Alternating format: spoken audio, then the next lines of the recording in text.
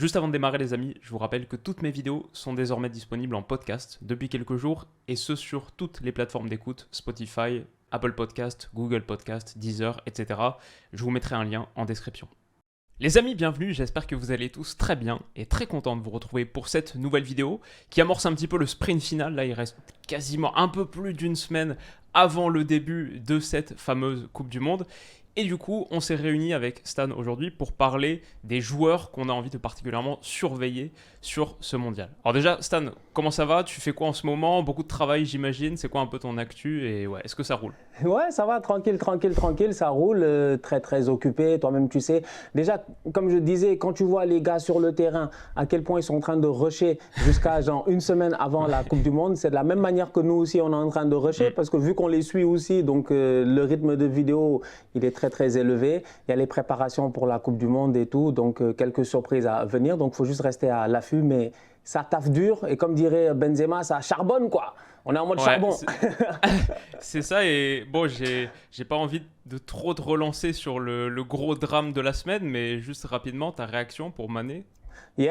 Beaucoup de, comment on appelle ça, j'ai envie de dire de la peur d'abord, dès le premier coup, parce que j'ai eu peur quoi. C'est franchement, pas besoin de passer par beaucoup de mots. J'ai eu peur parce que le gars, il a marqué l'histoire du football sénégalais. Il nous qualifie en Coupe du Monde sur un penalty qui est quand même décisif, qu'il fallait marquer. Finale de Coupe d'Afrique. Donc, quand tu te dis que c'est ton meilleur joueur qui ne partira pas, pour nous, c'est comme si on avait dit que Messi est blessé ou Ronaldo est blessé. Tu vois, c'est le même feeling. Donc, ouais, on a peur, mais j'ai espoir, je ne sais pas pourquoi je garde espoir. Jusqu'à présent, ils n'ont pas dit que, tu sais, je veux dire, c'est ça. Pour moi, c'est peut-être un coup peut-être, parce que sinon, ils nous auraient dit qu'il y a fracture ou rupture ou whatever. Jusqu'à présent, ils n'ont pas communiqué sur quelque chose de clair, donc je croise les doigts et j'ose croire qu'il va être là, franchement. Et peut-être qu'il peut être remis pour les huitièmes de finale, par exemple. Si, tu vois, avec 10 jours de récupération en plus, bon... À voir. Et d'abord, il faudra se qualifier. Mais ouais, franchement, c'était la sacrée nouvelle. En tout cas, aujourd'hui, on est réunis pour une vidéo que j'ai intitulée « Les 10 joueurs à suivre de ce mondial, de cette Coupe du Monde ». Petit spoiler, il y en aura beaucoup plus de 10. Déjà, il y a l'inévitable liste complémentaire qui arrivera en fin de vidéo, où on mentionnera plein de noms pêle-mêle. Mais par exemple, juste moi, j'en ai préparé 10. Et j'ai envie de faire sur un format un peu particulier, c'est qu'au moment où j'étais en train de composer ces listes-là, je me disais, il y a plusieurs catégories de joueurs, et moi j'ai divisé en deux catégories, c'est que j'ai choisi 5 qui sont vraiment des stars, des très gros noms, ok, mais j'avais aussi envie d'en choisir 5 qui sont un peu moins connus. Je ne dis pas qu'ils ne sont pas connus du tout, mais ils le sont un petit peu moins, et ça pourrait être des surprises de ce mondial, des joueurs que le grand public découvre ou des gars qui vont être amenés à jouer un rôle important alors qu'on ne les attendait pas forcément là, in the first place, entre guillemets. Donc je vais commencer et à chaque fois je vais en donner 2 en commençant par le joueur un peu moins connu. Et le premier que j'ai cité, c'est Zeno De Bast. Donc c'est défenseur central belge d'Anderlecht qui vient d'avoir 19 ans, très jeune, qui vient d'être appelé, là la nouvelle est tombée dans la journée. Il a finalement été appelé parce que Boyata et Denayer n'ont pas été pris par Roberto Martinez. Et non seulement il peut prétendre à un rôle de titulaire, mais pour moi, il peut vraiment être la clé de cette défense. Parce que j'ai fait ma vidéo sur la Belgique il y a quelques temps, il y a quelques jours, et j'ai dit... La Belgique, ok, c'est un peu la fin de la génération dorée et ça se voit nulle part plus que dans le secteur défensif où Alderweireld, qui vient de signer à Antwerp, qui a 30 et quelques années, Vertonghen, qui pareil a quitté Benfica pour rentrer au pays à Anderlecht, 30 et quelques années, c'est compliqué défensivement, c'est même parfois hyper inquiétant. Dans cette charnière à 3 qui est une constante de Roberto Martinez, Zeno De Bast peut être la solution, quelqu'un qui équilibre un peu ça et qui fait grimper le niveau de qualité de cette défense à 3. Il a connu ses toutes premières sélections en septembre, 2 matchs, et il a joué les 90 minutes en entier. C'était contre les Pays-Bas et c'était contre le Pays de Galles, si je ne me trompe pas. Ouais, c'est ça. Vraiment été prometteur, plusieurs interventions intéressantes. La Belgique aura besoin d'être meilleure défensivement que ce qu'il montre pour l'instant, et le petit Zeno De Bast, là, 19 ans à peine, pourrait être une des révélations du tournoi. Donc c'est pour ça que c'est mon premier joueur un petit peu en dessous à suivre. Et pour la star, j'ai choisi un autre défenseur pour lancer ce top 10, c'est Eder Militão. Eder Militão, avec le Brésil, il va avoir un rôle hyper important. A priori, il va démarrer en tant que titulaire et a priori sur un rôle de latéral droit, qui est évidemment pas son poste principal. Lui, le défenseur central au Real Madrid, il peut l'occuper, mais au Brésil, il va vraiment avoir le rôle de joueur équilibrant parce que la furie offensive de cette équipe, on le sait, le 4-1-4-1 de Tite, avec en gros, tu as Neymar, Paqueta, les milieux offensifs centraux, entourés par Vinicius et Rafinha, et a priori Richarlison en pointe. Donc les latéraux vont pas trop participer à la construction, vont pas trop finir en tout cas les actions et se projeter pour amener la largeur sur les phases offensives. C'est Vinicius, Rafinha qui vont le faire. Eder Militão, j'ai bien envie de voir son rôle, et si le Brésil fait un gros tournoi, dans mon idée, il aura fait un très très gros tournoi aussi. Et j'aurais pu mentionner, j'ai hésité entre parler de lui en gros et Casemiro. Les joueurs équilibrants du Brésil en gros. Parce que les superstars du Brésil, elles vont bien sûr avoir un rôle important. Et j'en ai mis une dans mon top 5 aussi. Mais voilà, Eder Militão, Casemiro, pour donner un petit peu de consistance et de solidité, d'équilibre à cette équipe, ça m'intéresse beaucoup. Yeah, tu as fait des bons choix. Le Belge, je ne le connaissais pas personnellement, donc du coup, j'ai hâte de le voir. Et effectivement, cette équipe nationale de Belgique, là, elle a le même problème que pas mal d'équipes nationales que j'ai eu l'occasion de voir. C'est tu regardes la liste, tu te dis entre 2018 et maintenant, tu aurais pu même presque mettre la même liste que 2018. Tu enlèves 1, 2, 3 noms et tu as l'impression que c'est les mêmes effectifs qui reviennent. Donc ouais, j'ai hâte de voir ça. Moi, je suis parti à peu près sur les mêmes vibes que toi. J'ai envie de mettre d'abord Ziyech. Carrément. Parce que Ziyech, il a quelque chose à prouver. Ziyech a eu des problèmes avec Vahid Halilhodzic, ça a été très compliqué. Il n'a pas été appelé en équipe nationale, il n'a pas fait la Coupe d'Afrique des Nations. Lui-même ne voulait pas venir pour jouer sous Vahid. Bref, il y avait un contexte, je dis bien, de tension dans cette équipe-là. Il y a un nouveau coach qui est arrivé. J'ai envie de dire que la paix a été faite. Aujourd'hui, Ziyech, on l'attend à la Coupe du Monde. Normalement, il devrait être capable de performer. J'ai eu l'occasion de le voir en plus hier dans le match face à Manchester City. Tu sens que physiquement, il est en forme. Donc du coup, pour moi, ça peut être ce meneur de jeu offensif-là qui peut venir et mettre les points sur les i parce qu'il a une place de titulaire qu'il espérait avoir à Chelsea, qu'il n'a jamais eu à Chelsea, que ce soit sous Tuchel ou aujourd'hui sous Graham Potter. Donc je me dis, c'est son moment de shine. Et cette équipe nationale du Maroc-là est très belle. Donc il n'y a pas de raison pour lesquelles Ziyech ne serait pas capable d'être, je dis, la star, plus ou moins, même s'il y a d'autres top players, Boufal, tout ça, mais qui soit quand même la star de cette équipe-là. J'ai quand même confiance en lui, donc j'ai hâte de voir, je dis, le mondial de Hakim Ziyech. Le deuxième que j'ai eu à prendre, c'est le petit Tyler Adams. Tyler Adams de Leeds, l'Américain. J'ai beaucoup d'espoir aussi basé en lui parce que cette équipe nationale des États-Unis, elle est jeune. C'est une équipe qui est très jeune. C'est une équipe qui, à mon humble avis, est prometteuse. Et je regarde aujourd'hui et je me dis, j'aurais pu même mettre Pulisic en me disant que lui aussi, comme Ziyech, il a des choses à prouver. C'est des gars qui, en club, n'ont pas fait l'unanimité. Et la Coupe du Monde, c'est le moment en fait de venir et de dire que ouais, je suis pas mort, je suis présent et tout. Donc pour moi, Tyler Adams, c'est un enfant, hein, c'est un gamin.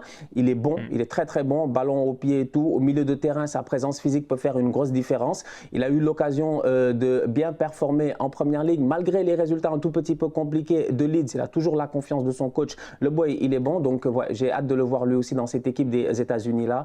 Donc ouais, je commence par Ziyech et Tyler Adams, deux joueurs que j'ai hâte de voir, franchement. Ouais. Très bon choix, Ziyech, carrément avec le Regragui Ball qui a réintégré du coup les gars qui étaient en froid avec Vahid, même Mazraoui aussi.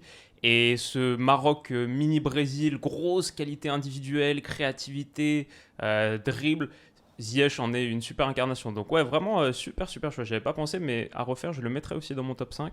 Et Tyler Adams, ouais, c'est intéressant. Après, les États-Unis me font un petit peu peur. Genre, je crois qu'ils arrivent... Les États-Unis, à chaque fois, j'ai un petit espoir pour eux en Coupe du Monde, mais là, c'est la fois où mon espoir est le plus bas, malgré le fait que le groupe soit relativement abordable. Donc, c'est ça, en fait, c'est ça qui me donne de l'espoir, moi. Je me dis, États-Unis, Iran, en fait, il y a moyen, je pense. États-Unis, Iran, Angleterre, tout ça, il y a moyen, je pense, d'aller jouer son coup. Mais ouais, on va voir. C'est possible, ouais, c'est possible. Bah tiens, pour continuer, moi, j'ai placé un autre nord-américain, et je pense que tu connais encore mieux. C'est le petit Tejon Buchanan, l'ailier du Canada, 23 ans. Buchanan, vraiment, moi, en préparant ma vidéo sur le Canada, mon analyse du Canada, il m'a bien tapé dans l'œil pour sa qualité de percussion, même de finition, où il est pas mal, même par exemple de la tête, pour reprendre les centres, etc. Il a signé à Bruges cet été et il y a joué la Ligue des Champions. Il va jouer les 8e de finale de Ligue des Champions du coup. Super qualité d'explosivité, vraiment un joueur sympa. Un petit diable sur le côté droit. Et a priori, si John Herdman repart sur du 4-4-2, un peu 4-2-2-2 avec ce Canada, genre David et Larin en pointe et Alphonso Davies en tant que milieu gauche, bah du coup ça voudrait dire que Tejan Buchanan à droite, c'est un peu le pendant de Davies et il aura comme tâche d'équilibrer un peu cette équipe pour qu'elle soit assez symétrique et créative, qu'elle ait de la percussion sur les deux flancs. Je pense vraiment qu'il en est capable et pour le coup je pense que c'est un gars qui est vraiment très peu connu. Parce que Canada plus Bruges, disons que c'est pas les équipes les plus suivies, même si c'est vrai il a joué la Ligue des Champions cette saison. Donc ouais, Tejan Buchanan, ça m'intéresse bien et j'espère que le monde découvrira un bon Tejan Buchanan cet hiver. Le deuxième du coup, ça c'était pour le joueur un peu moins connu. La star, c'est une star qui a que 19 ans, mais il arrive au mondial sur un niveau de performance qui est tonitruant, très très très chaud. C'est bien sûr Jamal Musiala. Il arrive dans une Allemagne où il a des chances de jouer titulaire en plus, de vraies chances de jouer titulaire. Et la Coupe du Monde de l'Allemagne, qui est placée dans l'Espagne, donc qui démarre tout de suite dans des conditions difficiles, tout de suite dans de la grosse adversité, bah pour moi la Coupe du Monde de l'Allemagne, elle va dépendre en bonne partie de ses performances à lui. À 19 ans, il a l'occasion de frapper un très très gros coup sur la scène mondiale, où je dirais que les cartes du futur ballon d'or, entre guillemets, de la future superstar, ont commencé à être distribuées, mais le sont pas encore totalement. Une Coupe du Monde très très réussie là, c'est l'opportunité de toquer définitivement à la porte. Pour Jamal Musiala, c'est un peu comme ça que je vois les choses. Et un truc qui m'a fait à la fois rire et à la fois déprimé en lisant une de ses interviews pour préparer cette vidéo, c'est que j'ai vu qu'il disait que la première Coupe du Monde que lui, il a regardée, on se rappelle, il a 19 ans, la première Coupe du Monde que lui a regardée, c'était celle de 2014. Putain, je sais pas si tu te rends compte. Toi, la première, je crois, c'est 98, moi, c'est 2002. Et là, on a des gamins qui arrivent, qui jouent la Coupe du Monde. Et la première qu'ils ont suivie, c'était celle de 2014. Pour un Allemand, c'est pas mal, hein, tu vas me dire. Pour un Allemand, commencer avec celle de 2014, c'est pas mal. Mais bon, voilà, moi, j'ai mis Musiala en 4e choix. Ouais, smart. Vraiment, Musiala, c'est un top player. Franchement, il n'y a pas grand-chose à dire. C'est un golden boy qui devrait être golden boy dans tous les cas. Donc, ouais, je suis tout à fait d'accord. Et puis, j'aime bien cette mentalité-là de, comment il s'appelle, Flick, du coach allemand. Parce qu'effectivement, il a fait ce que Lowe n'a pas fait. Cette année, c'est insuffler de la jeunesse dans l'effectif. Parce qu'il ne prend pas Mats Hummels, pour la parenthèse, mais il se justifie en disant que Hummels est en forme, il est au top, il n'y a pas grand-chose à dire. Mais pour le futur, ils ont pensé à amener le boy Bella Kotchap. Donc, tu sens qu'il y a cette chose différente. Tu n'auras pas cette Allemagne-là qui était champion du monde en 2014, qui est arrivée essoufflée en 2018 avec des joueurs qui étaient des grands noms, mais qui malheureusement étaient fatigués. Donc, je sens que ce petit, tu vois, ces Musiala et tout, là, ils peuvent venir faire la surprise. Donc, ouais, très bon choix, tout à fait d'accord avec toi. Tu as parlé d'un Canadien, Buchanan. Moi, le Canadien que j'avais, c'était pas Buchanan. C'était Ismaël Koné, que personne ne connaît. Voilà, pour le jeu de mots, c'est facile. Ismaël Koné, que personne ne connaît, effectivement. C'est un boy qui, en 2020, alors si je regarde bien, effectivement, c'est un boy qui a signé à l'Impact de Montréal, qui s'appelle aujourd'hui le CF Montréal, donc le club de Montréal de la MLS. Il a signé un contrat à Montréal en août 2021. Ça fait pas longtemps, n'est-ce pas? C'est en août 2021 qu'il a signé un contrat. Il a joué son premier match pro en février 2022. Donc du coup, il a joué son premier match pro cette année, en fait, avec l'Impact de Montréal. Depuis lors, il est titulaire. Indiscutable. Il a joué tous les matchs. Au top de sa forme. Moi, le boy, j'ai eu l'occasion de le voir en live. Franchement, il est très intéressant. Un physique, je dis bien, solide, le grand, de longues jambes. Tu as l'impression de temps en temps de voir, je dis bien, un Paul Pogba devenir. Un joueur qui est capable de se projeter. Et un petit qui, la liste du Canada n'est pas encore sortie. Elle sort, je dis bien, ce dimanche. Mais c'est un petit qui, à mon humble avis, a le potentiel d'y être. Parce que la dernière fois, lors de la dernière trêve internationale, il a eu l'occasion de jouer, de rentrer. Il a été pertinent. Il a joué durant les matchs de qualification, il a été pertinent. C'est un gamin en fait et c'est ça qui est sensationnel de te dire l'histoire de ce petit-là. Il a signé, comme je dis, pro en mars 2021. Il joue son premier match en février 2022. Mais demandez-vous, il était où avant? Il était là. Il y a un quartier là, il s'appelle Saint-Laurent, Ville Saint-Laurent ici à Montréal. Il jouait ici. C'est même pas un club pro, c'est un club amateur. C'est un club amateur, c'est-à-dire qu'il n'était même pas dans l'académie Montréal. C'est un boy qui est passé du statut amateur et boum, le voilà.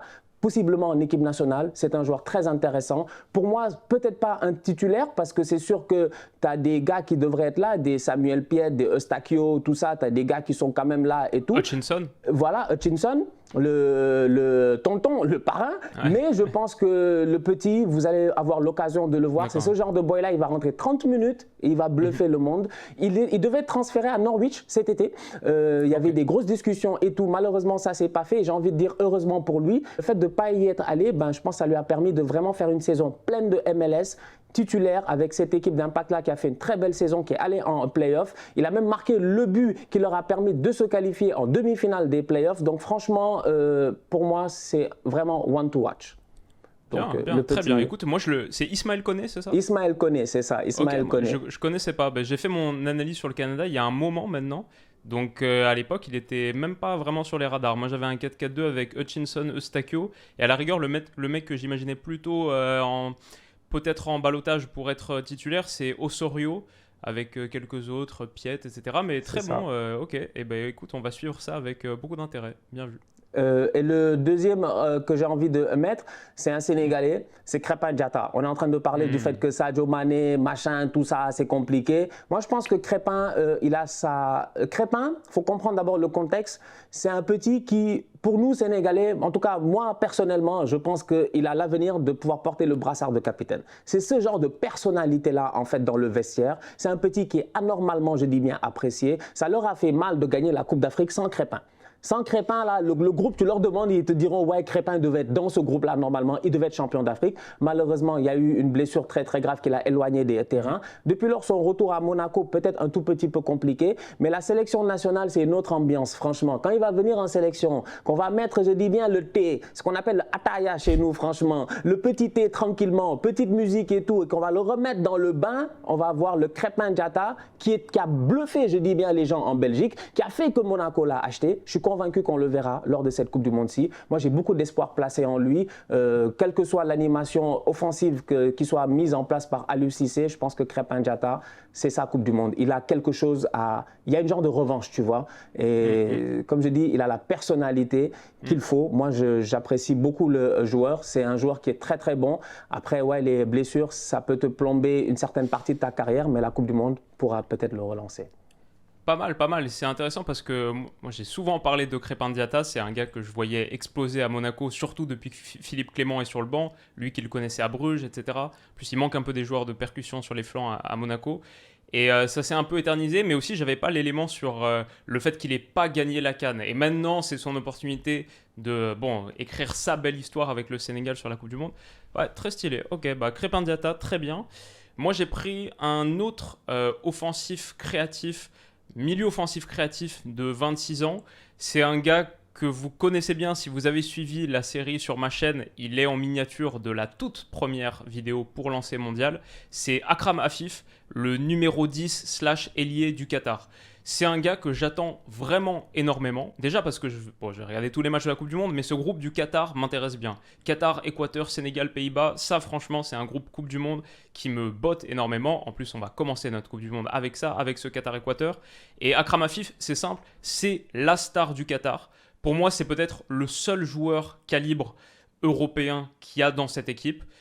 Il a été élu joueur asiatique de l'année en 2019, l'année où le Qatar gagne la Coupe d'Asie 2019. Il est très très créatif, franchement, techniquement c'est super kiffant à regarder.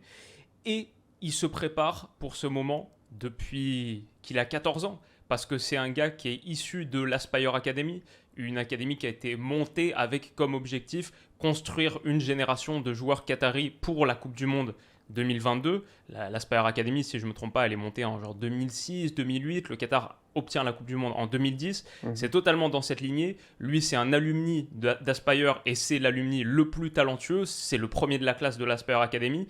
Là, c'est son moment. C'est le moment d'Akram Afif. Tout le Qatar, sportivement, a été construit et pense à ce moment autour de la performance d'Akram Afif à la Coupe du Monde. Donc ça m'intéresse beaucoup et je dirais son association avec Almoez Ali en pointe aussi, deux joueurs très complémentaires, vraiment Afif le 10 et Ali le 9, Almoez Ali le 9 de profondeur pour finir, même s'il finit pas si bien que ça, mais Afif lui donne beaucoup de ballons, beaucoup de 1-2 entre les deux. Ouais, juste techniquement et tactiquement, ça m'intéresse. Bref, Akram Afif, vraiment un joueur à suivre, le joueur à suivre, sans nul doute, de ce Qatar-là. Ensuite, sur les stars, là on passe directement sur les superstars. Et je me rends compte d'ailleurs que mon top 5, il est très Real Madrid. Donc les Catalans, vous m'excuserez. Mais ouais, il y a genre 3 joueurs du Real. Mais Vinicius, il arrive tout à l'heure. Mais là, on part sur Karim Benzema. Ah ouais, Benzema, parce que son deuxième mondial seulement, pour un gars qui va avoir 35 ans en décembre, selon toute vraisemblance, c'est son dernier mondial. Et c'est que le deuxième de sa carrière pour un gars qui a une carrière si stellaire, 5 Ligues des Champions, désormais un Ballon d'Or. Mais tu regardes ce palmarès, évidemment, il manque quelque chose. Il manque cet énorme succès en sélection pour mettre véritablement tout le monde d'accord. Surtout quand on sait à quel point son histoire avec l'équipe de France et avec la sélection a été compliquée pour l'instant. Donc c'est ça qui m'intéresse autour de Karim Benzema. Je vais dire, c'est encore plus intéressant quand on sait que les Bleus ont gagné sans lui. Donc, tu vois, là, tu parlais de Crépin Diatta, la CAN sans lui, Karim Benzema, c'est ça au niveau supérieur. L'équipe de France a gagné la Coupe du Monde 2018 sans lui, alors qu'il est aujourd'hui, sans doute, le meilleur joueur français. Plus que ça, un Français meilleur joueur du monde. Donc, il a un vrai rôle de leader à jouer. Leader technique, mais aussi leader vocal. Il doit inspirer la confiance, il doit mettre un élan de positivité et d'optimisme dans cette sélection. Le truc qui me rassure aussi, c'est qu'il a été très bon à l'Euro 2021. Donc on sait que cette équipe de France est Benzé compatible. C'est pas ça la question. La question c'est est-ce qu'il peut les porter au succès final, mais on sait que ça peut marcher, notamment dans ce 1-2, aux côtés de Benzema, peut-être aux côtés de Mbappé, peut-être avec Griezmann en dessous. Il y a plusieurs configurations qui font que Benzema, ça peut marcher.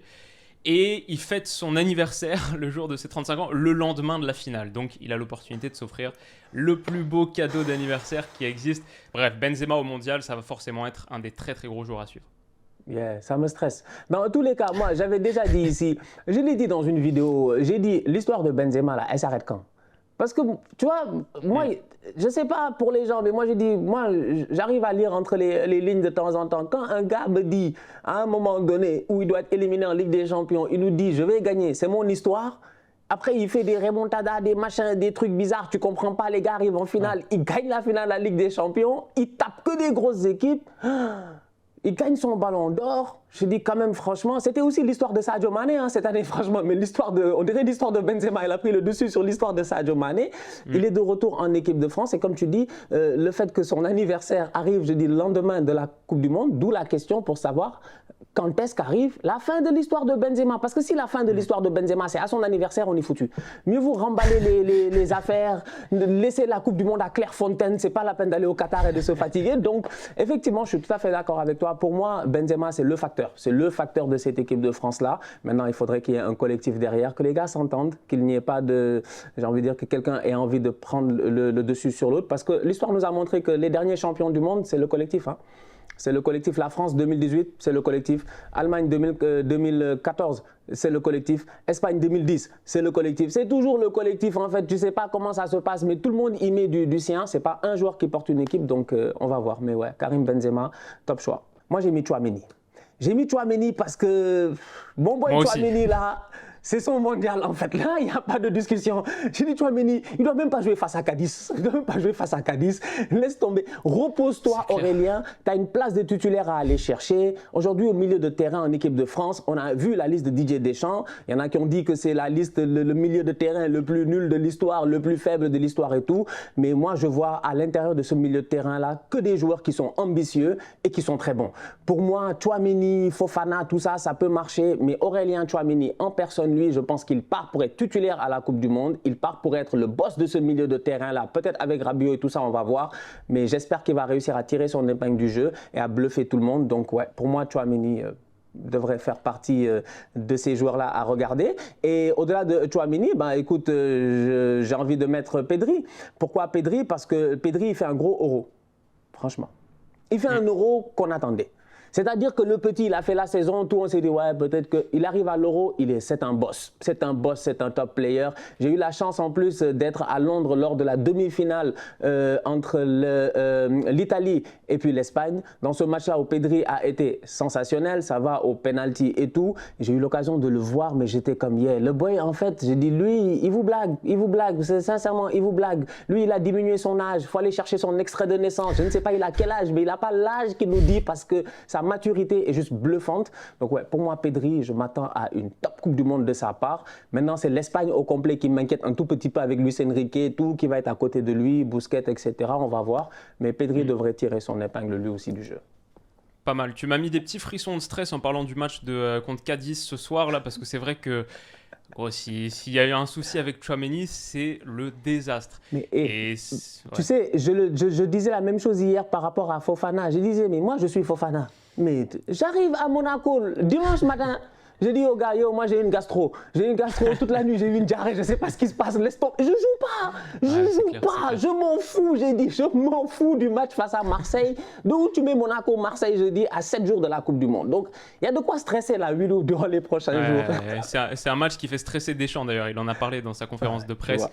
Et la Ligue 1 se termine dimanche 21h. Clairement, ça aussi, ça va être costaud. Mais Tchouaméni, bon, bah, évidemment, moi aussi, je l'avais dans ma liste. En gros, ce qui m'intéresse avec Tchouaméni, c'est que bien sûr, avec les absences de Kanté et Pogba, il est amené à il doit être le leader technique de ce milieu de terrain. Moi, ce qui m'intéresse, c'est à quel point son destin a basculé en 6 mois. Enfin, en 6 mois, le gars, il vient de signer au Real Madrid, dans un Real Madrid où désormais il est titulaire parce qu'en plus, derrière, Casemiro est parti.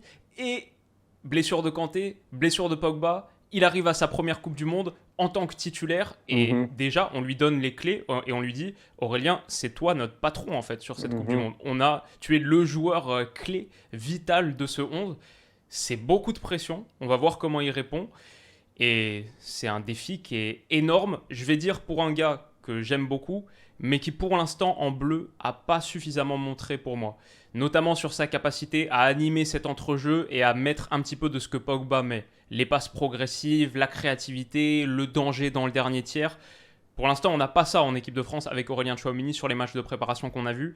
Donc, c'est pour ça que je l'attends au tournant et il va être vital. De toute manière, la France ne peut pas faire une bonne Coupe du Monde sans un très bon Aurélien Tchouaméni. C'est pour ça qu'il est aussi clé. En plus, il peut devenir un peu le milieu de l'équipe de France sur les 10 années à suivre. Si ça se passe bien, il n'y a pas forcément une énorme concurrence dans sa zone pour lui. Donc, c'est le défi d'une carrière. Tout à fait. Ok, j'avais Tchouaméni, tout à fait.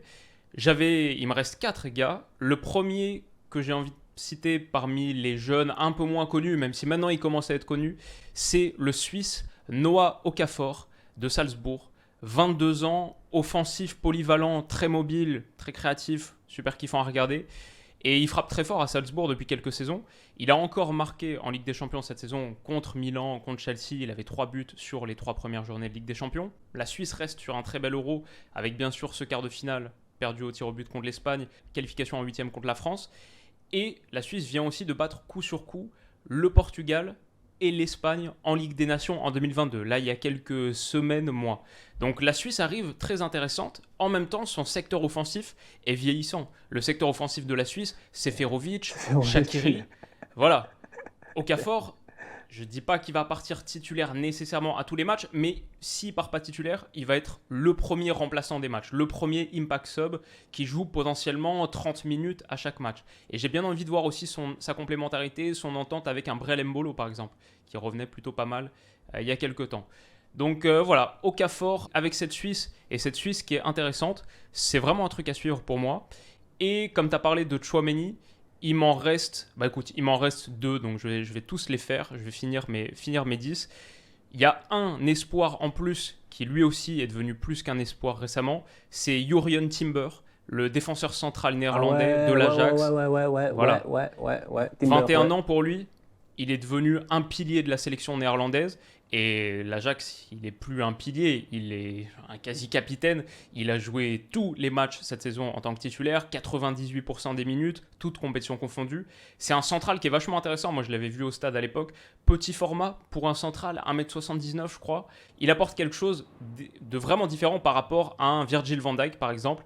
Mais je pense qu'ils sont les deux centraux phares de cette sélection. Associé peut-être, on verra, à un Nathan Ake, peut-être à un Matthijs de Ligt, mais dans cette charnière à 3 des Pays-Bas, Jurrien Timber. Les Pays-Bas sont intéressants défensivement. Les Pays-Bas, c'est pas là qu'il manque de qualité. C'est un peu plus sur les postes offensifs ou individuellement. Ça peut être un poil inquiétant, mais derrière, c'est très très costaud. Et si les Pays-Bas font un bon tournoi, je pense que Jurrien Timber aura fait un bon tournoi. Donc ça m'intéresse beaucoup et c'est l'occasion de le voir un petit peu plus. Enfin, tu as commencé à l'évoquer, mais celui que je mets pour finir, je ne sais pas si je le mets tout en haut, mais c'est clair que ça va être un des joueurs à suivre, c'est Vinicius. Je crois qu'on attend beaucoup Neymar à juste titre. En fait, moi, je suis parti du principe, on ne met pas dans ce top 10 Neymar, Messi, Cristiano Ronaldo. Non, on part du principe qu'évidemment, ils sont à suivre, c'est clair et net.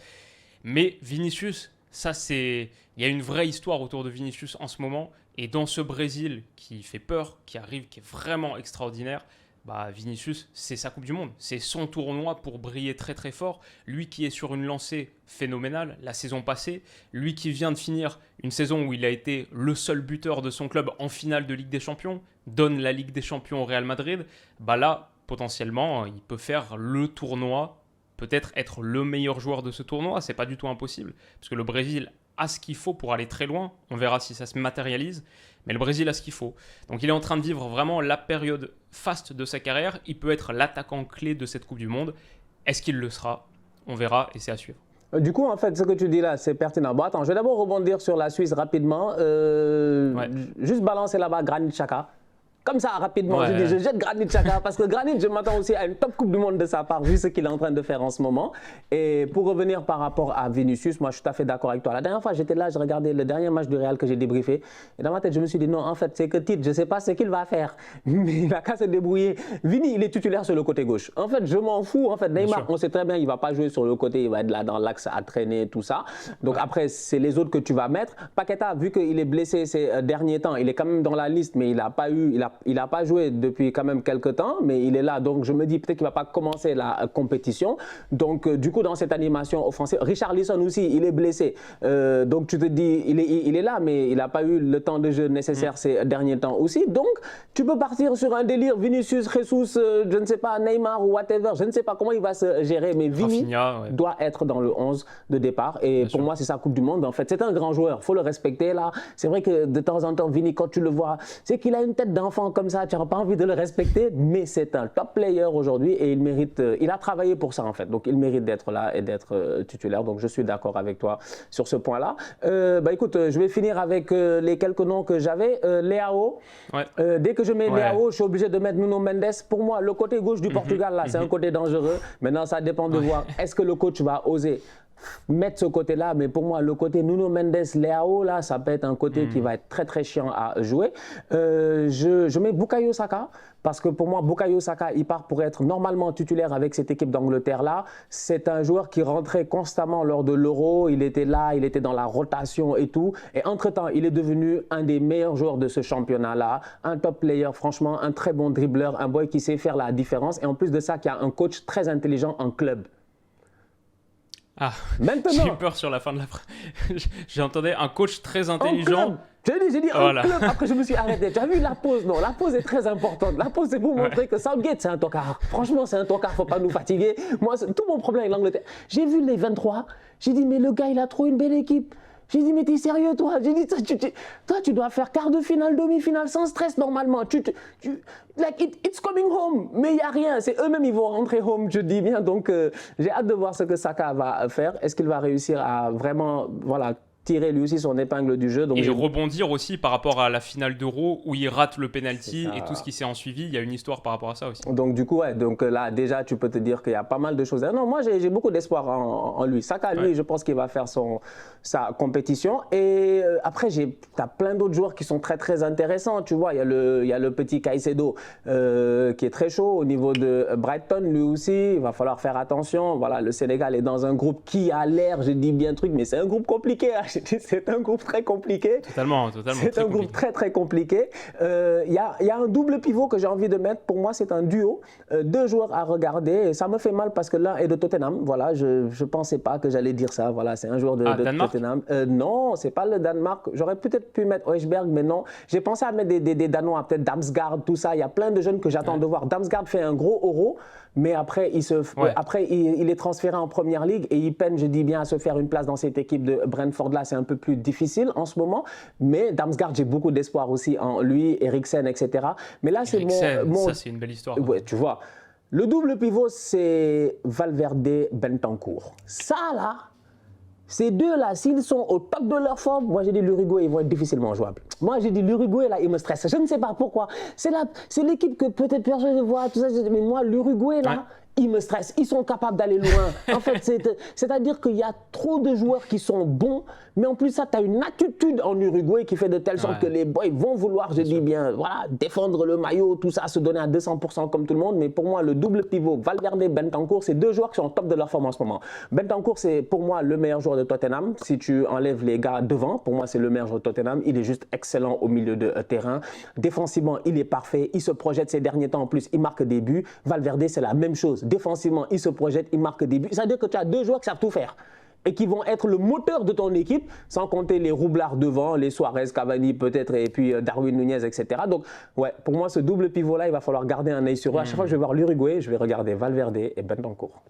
Pas mal, pas mal. Écoute, mon niveau de hype pour la Coupe du Monde grimpe de plus en plus. Là, au fur et à mesure qu'on parle de ça, j'ai trop hâte d'y être, de voir tous les matchs. Et je prépare aussi une vidéo de mon côté, genre les pays à suivre, etc. Donc il y a certains pays que j'ai un peu moins mentionnés pour l'instant parce qu'on prépare ce gros truc. Mais totalement, Valverde, je l'avais sur ma liste complémentaire, vu sa période faste avec le Real, ce dont il sort. Je ne l'ai pas mis parce que sinon j'aurais eu 5 joueurs du Real dans mes stars. Donc c'est un peu excessif. Aussi, tu parlais de l'Angleterre, c'est clair que là, il y a des performances individuelles à suivre parce que sous Southgate, ça produit tellement rien collectivement que si ça brille, s'il se passe quelque chose, ce sera forcément par les individus. Et là, j'ai vu que la liste, elle est tombée tout à l'heure au moment où on s'enregistre. Il y a un nom qui a un peu fait parler en Angleterre parce que tout le monde l'appelait depuis un moment. Et il peut être le joueur comme Grealish à l'époque qui amenait quelque chose en plus et qui permettait à l'Angleterre de se sortir des mauvais moments. C'est James Maddison qui a été appelé par Southgate. Tout le monde le réclamait. Il est là. On va voir ce que ça donne. Donc voilà, après on aurait pu parler de plein d'autres. Mais on va s'arrêter là. Écoute, pour une fois, on est presque un peu sage. On est sous les 40 minutes pour l'instant, ce qui devient de plus en plus une rareté. Donc on va en profiter. Les amis, je vous laisse dire en commentaire, vous, les gars, que vous mettriez les joueurs à suivre, stars un peu moins connus. Dites-nous tout. Et on se retrouve très très vite pour une prochaine vidéo. Prenez soin de vous et de vos proches. Et à bientôt. Bisous.